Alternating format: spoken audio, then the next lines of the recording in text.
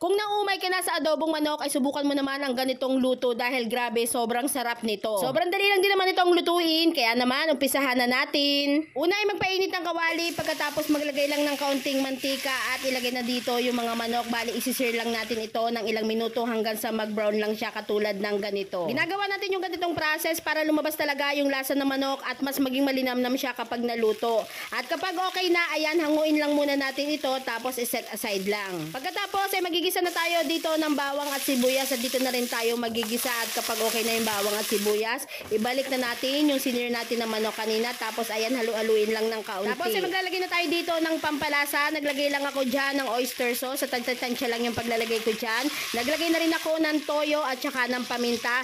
Tapos sunod naman ay naglagay na ako dito ng isang lata ng pineapple chunk. So sinama natin yung sabaw dito dahil mas nagpapasarap yan kapag kasama yung sabaw. Naglagay na rin ako ng kaunting tubig at saka ng chicken cube. Tapos ay pakukulaan natin ito ng 20 minutes hanggang sa lumambot yung manok. After 20 minutes, malambot na yung manok. Kaya naman ilalagay na natin dito yung patatas. Tapos ipagpatuloy lang natin yung pagluluto dito hanggang sa lumambot yung patatas. At makalipas nga ang ilang minuto na pagluluto ay ayan, okay na yung ating patatas. Malambot na rin ito. Kaya naman titikman na natin kung okay ba yung lasa.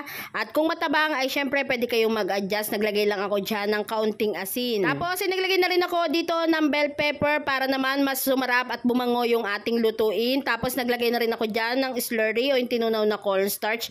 Naglagay lang ako dyan ng kaunti para medyo lumapot lang yung sabaw natin. Tapos tuloy lang natin yung pagluluto dito ng 1 hanggang 2 minuto pa, then okay na yan. Tikman na natin yung ating nilutong ulam na parang adobo, na parang pininyahan, parang 2-in-1 na rin siya.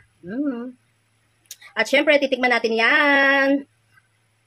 Okay, thank you Lord sa pagkain po namin sa araw-araw. Salamat po. Kain na po tayo. Tikman natin. Ito yung pineapple chunk. Sarap. Balance na balance yung alat at saka tamis dun sa pineapple.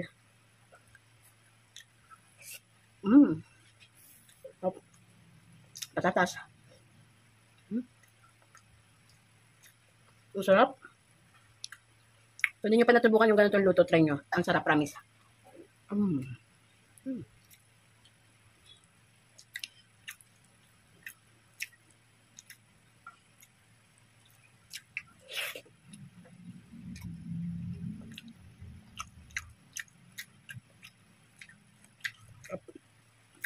Sobrang sarap.